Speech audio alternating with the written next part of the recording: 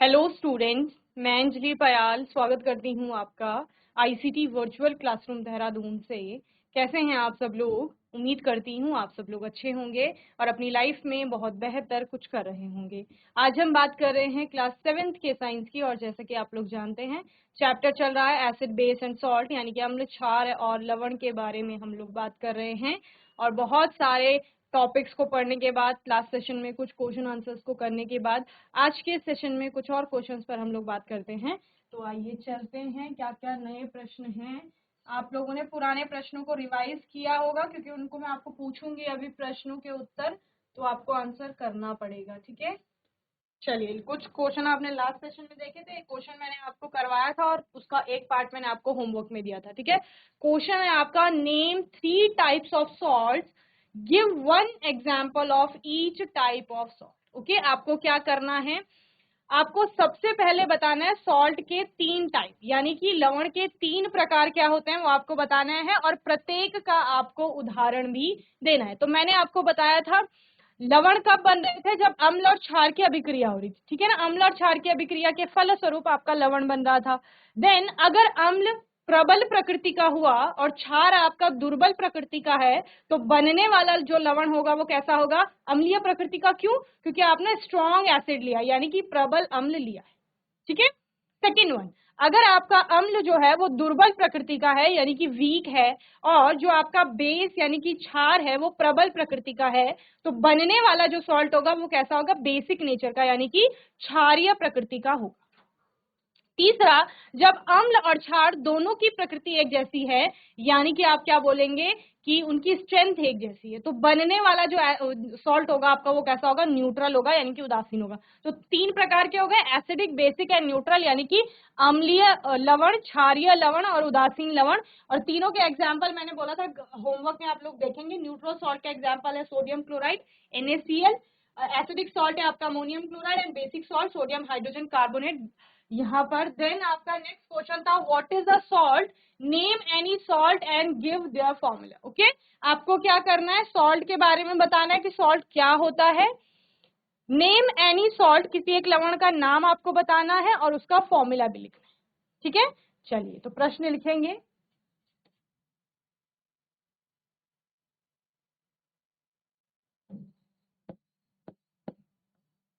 लवण क्या है, किसी एक लवण का नाम व सूत्र लिखिए। चलिए, अजबपुर बोलिए।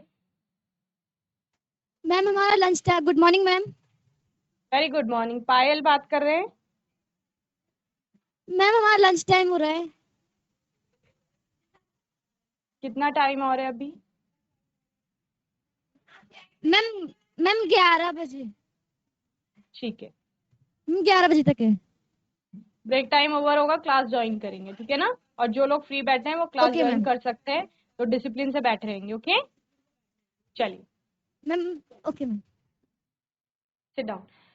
चलिए, तो प्रश्न है आपका, व्हाट इज द सॉल्ट, लवण क्या है, किसी एक लवण का नाम व सूत्र लिखिए। ठीक है, तो लवण क्या होता है, देखो बहुत सिंपल सी चीज आप लोगों को बताई थी। अम्ल और क्षार अभिक्रिया कर रहे हैं, वहां पर जल के अतिरिक्त जो बन रहा है वो लवण है।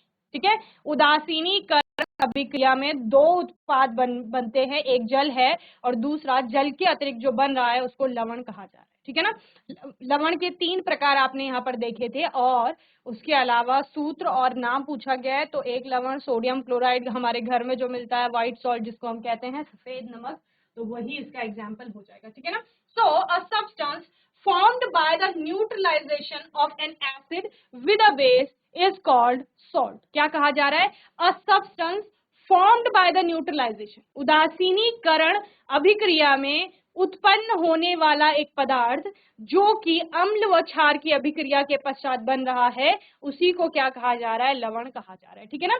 सॉल्ट में बी एसिडिक, बेसिक और neutral in nature. Okay, salt आपका क्या हो सकता है? एसिडिक हो सकता है, अम्लीय हो सकता है, क्षारीय हो सकता है, या फिर उदासीन हो सकता है। डिपेंड करता है कि कैसा एसिड और कैसा बेस आपने यहाँ पर लिया है। चूंकि यहाँ पर एक का नाम और सूत्र पूछा गया है, तो नाम लिख लेंगे सोडियम क्लोराइड,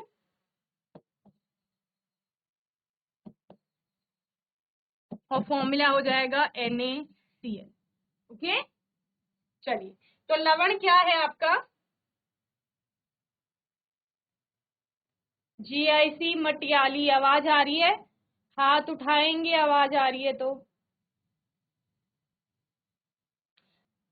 यहाँ पर हमने क्या बोला? उदासीनीकरण अभिक्रिया में, चलिए आंसर लिखेंगे,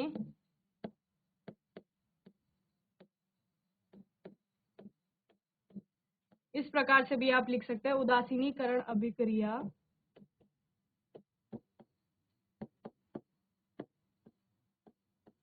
में जल के अतिरिक्त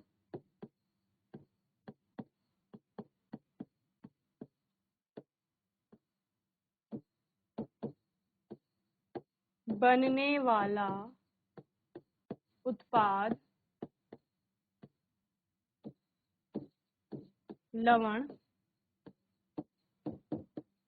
कहलाता है। ठीक है, तो यहाँ पर एक एग्जाम्पल दे रही हूँ। अम्ल था आपके पास हाइड्रोक्लोरिक, और बेस यानी कि क्षार था आपके पास सोडियम हाइड्रोक्साइड। दोनों ने रिएक्ट किया, आपके पास एक तो जल बना H2O, और साथ में आपका क्या बन गया? NaCl बन गया। ठीक है, देखो क्या हुआ, एक हाइड्रोजन, दो हाइड्रोजन, तो दो हाइड्रोजन यहाँ चले गए, और क्या है इसमें? ऑक्सीजन। तो हाइड्रोजन हाइड्रोजन ऑक्सीजन वहां चला गया H2O में, बचा क्या? Na और Cl, तो NaCl ही। तो इस जल के अतिरिक्त इसके अलावा क्या है? ये है NaCl, तो यही क्या है? सॉल्ट है। ठीक है, और कौन सा सॉल्ट? नाम पूछा गया है तो सोडियम क्लोराइड लिख लेंगे, सोडियम क्लोराइड, और फॉर्मूला क्या हो जाएगा? NaCl। ठीक है, capital N small a, capital C small a।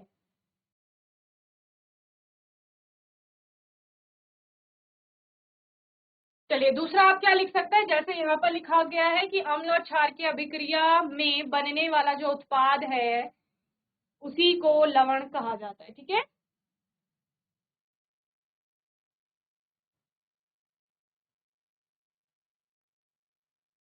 चलिए next question. After carrying out the neutralization reaction the test tube immediately found to be somewhat hot, explain why. ठीक है ना, और ये बहुत अच्छा क्वेश्चन यहाँ पर है, क्योंकि इस क्वेश्चन का आंसर आप ही की क्लास में एक बच्चे ने दिया था। After carrying out the neutralization reaction, अभी मैंने न्यूट्रलाइजेशन रिएक्शन करवाई, कहाँ पर करवाई? ये देखिए, ये वाली अभिक्रिया कराई मैंने क्या किया? देख ध्यान से सुनिए, एक टेस्ट ट्यूब ली, टेस्ट ट्यूब पता है किसे कहा जाता है? परख नली। आप लोग लैब में जाएंगे, साइंस लैब में जाने का अवसर मिलेगा कभी, तो उसमें देखना पतली पतली नलियां होती हैं। ठीक है ना, उन्हीं को आपका क्या कहा जाता है? टेस्ट ट्यूब, जो कि एक तरफ से बंद होती है। इनका यूज बेसिकली टेस्ट लगाने के लिए किया जाता है। जो भी परीक्षण आपको करना होता है तो उसके लिए टेस्ट ट्यूब्स का आप लोग उपयोग करते हैं। ठीक है ना, तो यहाँ पर होता क्या है, जब आप टेस्ट ट्यूब में, हमने क्या किया? HCl लिया, और उसके साथ क्या मिलाया? NaOH मिलाया, है ना। ये क्या है? ये एसिड है आपका हाइड्रोक्लोरिक एसिड, और ये क्या है? Base sodium hydroxide. अम्ल और क्षार को मिलाया, हमने क्या बोला? यहाँ पर किस चीज की फॉर्मेशन हुई होगी? एक तो आपका NaCl की फॉर्मेशन हुई, जो कि आपका सॉल्ट है यानी कि लवण है। इसके अतिरिक्त दूसरा क्या बनेगा? H2O बनेगा, जो कि क्या है? वाटर यानी कि जल।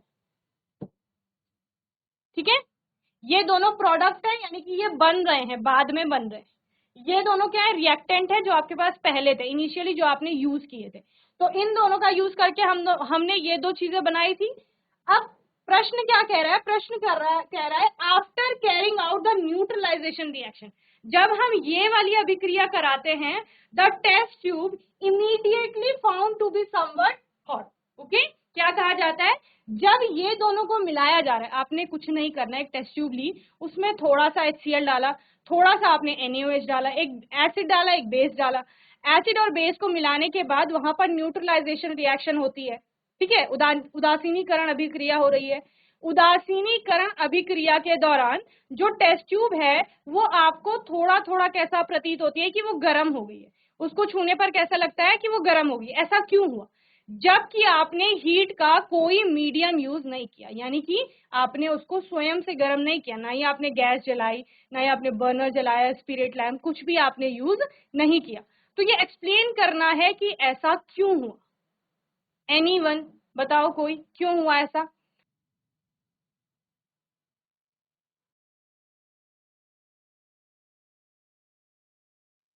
चलिए, तो जैसे हमें लास्ट सेशन में एक बच्चे ने आंसर किया था कि ये होती है एक्सोथर्मिक रिएक्शन, यानी कि ऊष्माक्षेपी अभिक्रिया।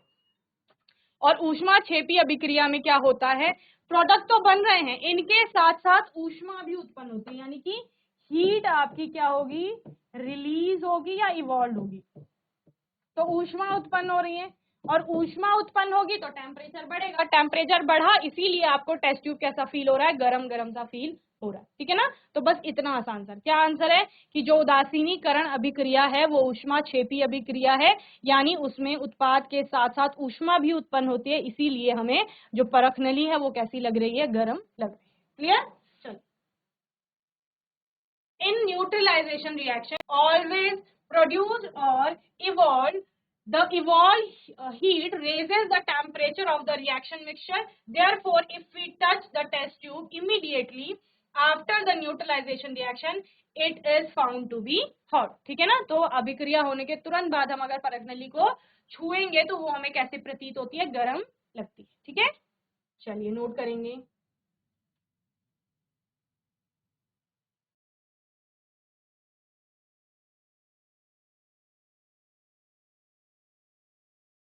उदासीनीकरण अभिक्रिया के तुरंत बाद परख नली गर्म प्रतीत होती है, ठीक है, क्यों? उत्तर क्या लिखेंगे?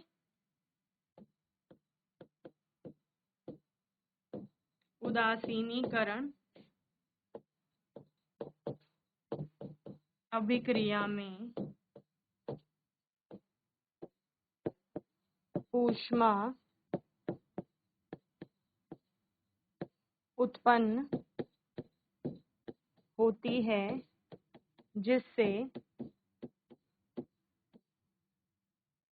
रिएक्शन मिक्सचर जो है, यानी मिश्रण जो आपका होगा,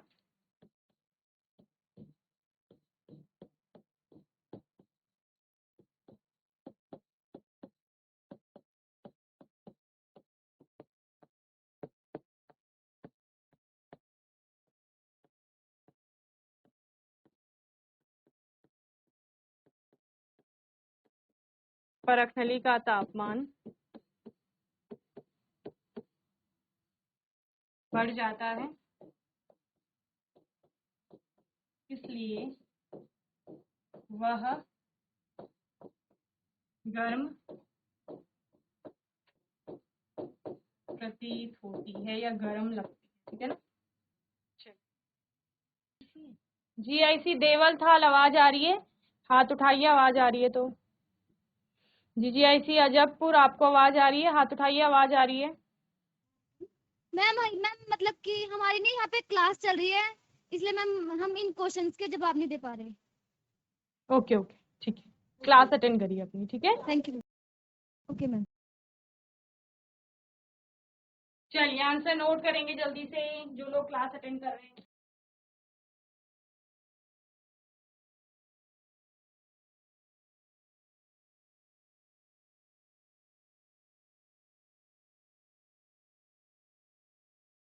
चलिए नेक्स्ट क्वेश्चन है, name 3 bases used in the laboratory with their formula. Okay, आपको क्या करना है 3 क्षार के नाम लिखने हैं जो कि प्रयोगशाला में उपयोग में आते हैं और उनका फॉर्मूला यानी कि सूत्र भी लिखना है। ठीक है, क्या है प्रश्न?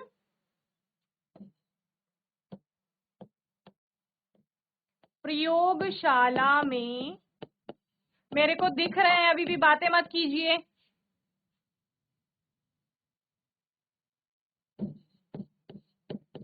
प्रयोगशाला में प्रयुक्त होने वाले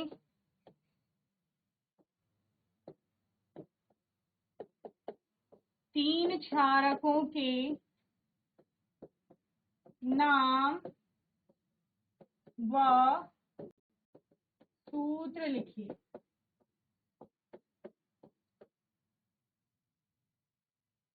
लिखो प्रश्न।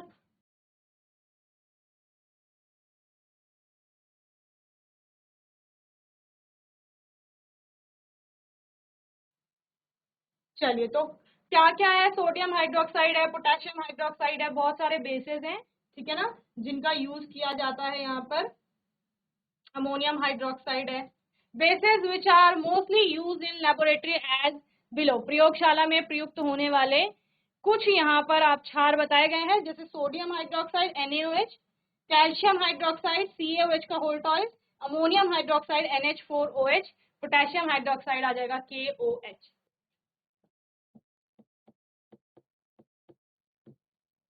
सोडियम हाइड्रोक्साइड, ठीक है, और कैल्शियम हाइड्रोक्साइड और अमोनियम हाइड्रोक्साइड। नोट करिए जल्दी से, और फॉर्मूला इनके लिखे गए हैं यहाँ पर।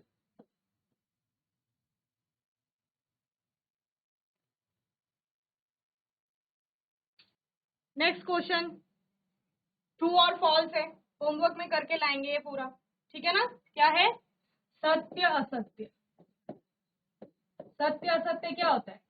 सत्य का मतलब सही, और असत्य अ का मतलब नहीं, जो सत्य नहीं है यानी जो सही नहीं है।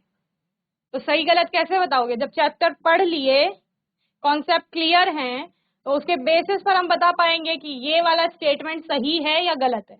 जो सही होगा उसके आगे सत्य लिख देंगे, ट्रू लिख देंगे T, और जो गलत होगा उसके आगे असत्य लिख देंगे यानी F, फॉल्स लिख देंगे, ठीक है ना।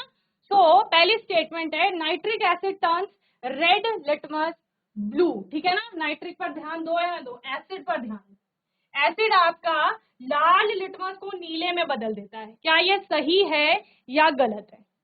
चलिए, तो acid turns red litmus to blue, जैसे मैंने आपको बोला ये आप होमवर्क में करके लाएंगे पूरा, ठीक है। तो आपको बताया गया है नाइट्रिक एसिड फॉर्मूला भी बताया गया है, ठीक है। उसके बाद आपको बताया गया है कि एसिड लिटमस के साथ किस तरह से बिहेव करते हैं और बेसेस जो होते हैं वो लिटमस के साथ कैसे बिहेव करते हैं। तो एसिड को क्या कहा गया? रेड को ब्लू कर रहा है, तो ट्रू या फॉल्स क्या होगा ये आपको बताना है, ठीक है। Sodium hydroxide turns blue litmus red, इसका भी आपको बताना है सही है या गलत। सोडियम हाइड्रोक्साइड अभी बताया गया कि बेस है आपका। Sodium hydroxide and hydrochloric acid neutralize each other and form salt and water, ठीक है ना। सोडियम हाइड्रोक्साइड और हाइड्रोक्लोरिक एसिड आपस में रिएक्ट करके लवण और जल बनाते हैं, ये सही है या गलत है। Indicator is a substance which show different colours in acidic and basic solution, तो क्या ये सही है? सूचक अम्लीय और क्षारीय विलयनों के साथ अलग अलग तरह से रंग परिवर्तन करते हैं, तो ये भी आपने पढ़ा है। Tooth decay is caused by the presence of a base, tooth decay जो होता है वो किसके कारण होता है? एक क्षार की उपस्थिति के कारण होता है, ये सही है या गलत? तो ये होमवर्क में आप लोग करके लाएंगे, फिर आने वाले सेशन में हम पूरा एक्सप्लेन भी करेंगे और देखेंगे कि कौन सी स्टेटमेंट सही है और कौन सी गलत है, ठीक है ना। तो आज के सेशन के लिए इतना ही, आने वाले सेशन में आगे इसे कंटिन्यू करेंगे। और आज के सेशन में GIC अजबपुर ने अच्छे से रिस्पांस किया, GIC मटियाली ने अच्छे से रिस्पांस किया, GIC भीमताल के बच्चों ने अच्छे से रिस्पांस किया। सभी बच्चों को अच्छे से पढ़ाई करनी है, कभी कोई क्वेश्चन पूछा जाता है तो आंसर करना है, कोई डाउट होता है, क्वेश्चन होता है तो सेशन में पूछ लेना है। और तब तक के लिए ICT वर्चुअल क्लासरूम से जुड़ने के लिए धन्यवाद।